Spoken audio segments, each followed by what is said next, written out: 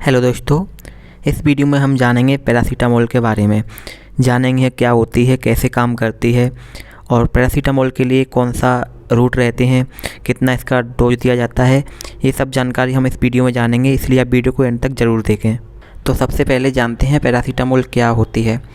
सबसे पहले जानते हैं कि पैरासीटामोल को किस क्लास में रखा जाता है। तो पैरासीटामोल की जो क्लास होती है वो एनाल्जेसिक यानी दर्द को कम करने वाली और एंटीपायरेटिक यानी बुखार को कम करने वाली, तो इस क्लास में इसको रखा जाता है। एनाल्जेसिक और एंटीपायरेटिक दोनों क्लास में इसको रखा जाता है। यूएसए के अंदर इसको एसिटामिनोफेन के नाम से भी जाना जाता है। एसिटामिनोफेन जो होती है जीआई ट्रैक्ट के द्वारा रैपिडली एब्जॉर्ब की जाती है, मोस्टली इंटेस्टाइन के द्वारा। इसका उपयोग हम दर्द को और फीवर को ट्रीट करने के लिए या प्रिवेंट करने के लिए हम इसका उपयोग करते हैं। पैरासीटामोल एक ऐसी मेडिसिन है जिसका जो यूज है वाइडली किया जाता है और इसको हम ओवर द काउंटर परचेज कर सकते हैं। अब जानते हैं एसिटामिनोफेन के मोड ऑफ एक्शन के बारे में। तो इसकी जो एग्जैक्ट मैकेनिज्म होती है, प्रॉपर मैकेनिज्म होती है, वो अभी तक ज्ञात नहीं है, लेकिन कुछ ऑथर्स के अनुसार इसकी जो थ्योरी दी गई है उसके बारे में जानते हैं। तो जब हम इसको देते हैं तो यह ब्रेन में प्रोस्टाग्लैंडिन के सिंथेसिस को कम कर देती है, क्योंकि प्रोस्टाग्लैंडिन डायरेक्टली रिस्पॉन्सिबल होता है दर्द और फीवर के लिए। ओके, जब प्रोस्टाग्लैंडिन कम हो जाएगा तो दर्द और फीवर भी कम हो जाता है। तो यह कैसे इसको कम करती है जानते हैं। जब हम इसको देते हैं तो जो ब्लड ब्रेन बैरियर होता है उसको पेनिट्रेट करती है, यानी उसमें एंटर करती है। ओके, उसके बाद जो COX-3 यानी साइक्लोऑक्सीजनेज थर्ड एंजाइम होता है उसको ब्लॉक कर देगी। ठीक है, अब यह एंजाइम ब्लॉक हो गया तो जिसकी वजह से जो पीजी होता है यानी प्रोस्टाग्लैंडिन होता है वो रिलीज नहीं हो पाता है। ओके, कहाँ पर, सेंट्रल नर्वस सिस्टम में। ठीक है, तो जिसकी वजह से जो एंटीपायरेटिक प्रॉपर्टी यानी दर्द को कम करने वाली प्रॉपर्टी और बुखार को कम करने वाली प्रॉपर्टी शो हो जाती हैं इसके। एसिटामिनोफेन के मैकेनिज्म को हम इस तरह से भी समझ सकते हैं कि जब मेम्ब्रेन में आर्किडोनिक एसिड जब बनता है तो आर्किडोनिक एसिड ही COX-1, COX-2 और COX-3 एंजाइम की उपस्थिति में प्रोस्टाग्लैंडिन में चेंज होता है। ओके, तो जब हम पैरासीटामोल देते हैं तो जो COX-3 एंजाइम यानी साइक्लोऑक्सीजनेज थर्ड जो एंजाइम है वो नहीं बन पाता, यानी कम हो जाता है इसका बनना। ठीक है, कम हो जाता है या बंद हो जाता है, जिसकी वजह से जो प्रोस्टाग्लैंडिन होता है वो भी नहीं बन पाता।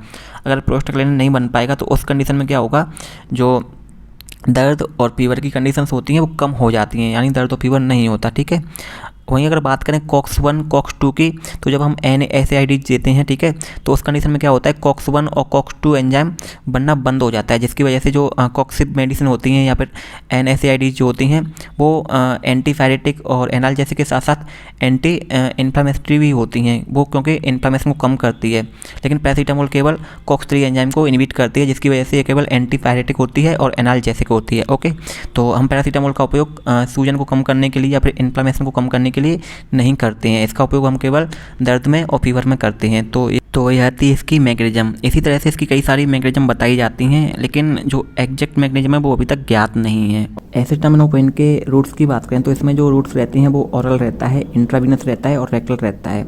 ओरल में इसके जो रूट में आता है वो टैबलेट्स आती हैं, बकल टैबलेट्स आती हैं और सस्पेंशंस आती हैं।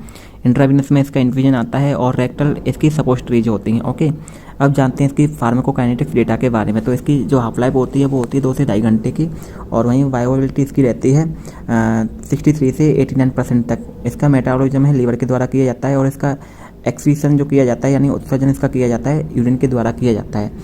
अब इसके ऑनसेट ऑफ एक्शन की बात करें, यानी यह अगर हम इसको लेंगे तो यह कितनी देर में अपना काम स्टार्ट कर देगी उसके बारे में जानते हैं। तो अगर हम इसको इंट्रावीनस रूट से लेते हैं तो यह अपना काम जो है 8 से 10 मिनट में दिखाना शुरू कर देगी, यानी अपना इफेक्ट जो है 8 से 10 मिनट में दिखा देगी। वहीं हम इसको बकल लें, यानी जैसे इस टाइप से आप देख पा रहे हैं ओठ के नीचे या फिर गाल के बीच में अगर हम इसको रखते हैं तो इसको बकल कैविटी बोलते हैं। ठीक है, तो इस तरह से अगर हम इसको लेंगे तो यह जो अपना इफेक्ट है 15 से 20 मिनट में दिखा देगी। वहीं हम टैबलेट के माध्यम से या फिर जो सस्पेंशन होते हैं उसके हिसाब से हम इसको लें तो यह जो अपना इफेक्ट है 35 से 40 मिनट में दिखा देगी। अब जानते हैं एसिटामिनोफेन के डोजेस के बारे में। तो इसकी ओरल की बात करें तो ओरल में इमीडिएट रिलीज के लिए जो डोज दिया जाता है वो रहता है 325 mg से लेके 650 mg, जिसको कि हम हर एक 4 से 6 घंटे में दे सकते हैं। इस कंडीशन में इसका जो मैक्सिमम डोज रहेगा वो रहेगा 4 ग्राम पर डे, यानी 4 ग्राम पर डे से ज़्यादा नहीं देनी है।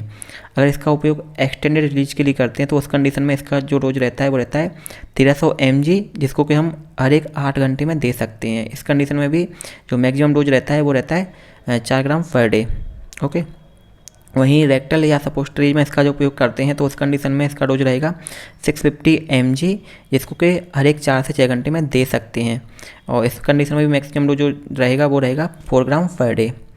वहीं IV बात करें तो इसकी तो जिनका वेट 50 kg से कम है तो उस कंडीशन में 12 mg पर kg, ओके, जिसे हम एवरी 4 आवर्स में दे सकते हैं। तो इस कंडीशन में जो मैक्सिमम डोज रहना है वो रहेगा 75 mg पर kg पर डे। तो इससे ज़्यादा डोज नहीं देना है, ओके।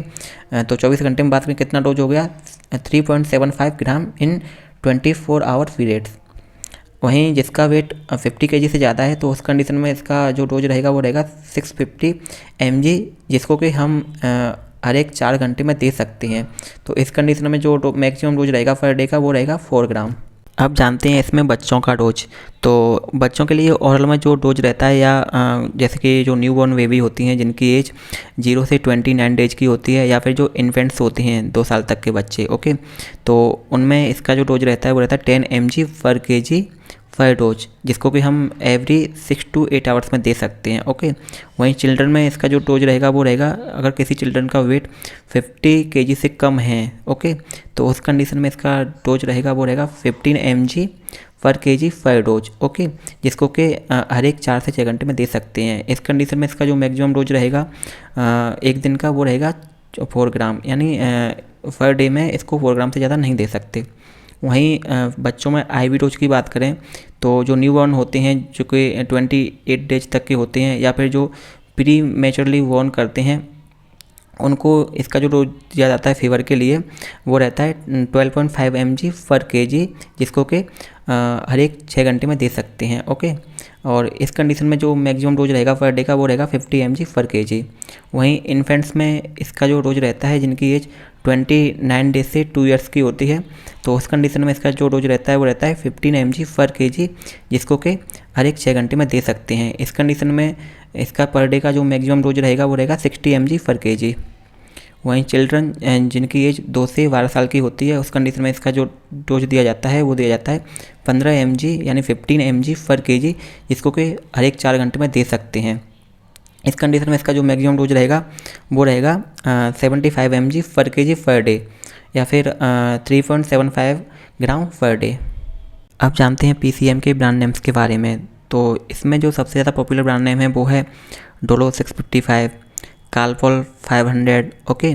और इसके जो IV इन्फ्यूजन के लिए जो ब्रांड नेम आते हैं जैसे कि माल्टॉप, बच्चों के लिए ओरल सस्पेंशन आता है वो है मेडोमोल, और सपोस्टरीज में जो आते हैं नियोमोल। तो इसी तरह से कई सारे इसके ब्रांड नेम्स आते हैं जो कि एरिया के अकॉर्डिंग चेंज हो जाते हैं। अब जानते हैं इसके उपयोग के बारे में। तो जैसा कि मैंने पहले बताया इसका उपयोग फीवर में और फैन में किया जाता है। तो जैसे कि हेडेक यानी सिर दर्द होता है उस कंडीशन में, या फिर दांत दर्द करता है, बैक में दर्द होता है, या फिर जो ऑपरेशन या सर्जरी होती है उसके बाद जो दर्द होता है तो उस कंडीशन में इसका उपयोग करते हैं, या फिर जो मेंस्ट्रुअल पेन होता है उस कंडीशन में इसका उपयोग करते हैं। जॉइंट में दर्द होता है, घुटनों के जॉइंट में जब दर्द होता है तो तब भी हम इसका उपयोग करते हैं। और भी कई सारे दर्द होते हैं जिनमें इसका उपयोग किया जाता है। अब जानते हैं इसके साइड इफ़ेक्ट्स के बारे में। तो इससे नोजिया एंड वोमिटिंग हो सकती है, हेपेटोटॉक्सिसिटी हो सकती है यानी लीवर डैमेज हो सकता है अगर इसका हम हायर डोज लेते हैं, ओवर डोज करते हैं तो उस कंडीशन में।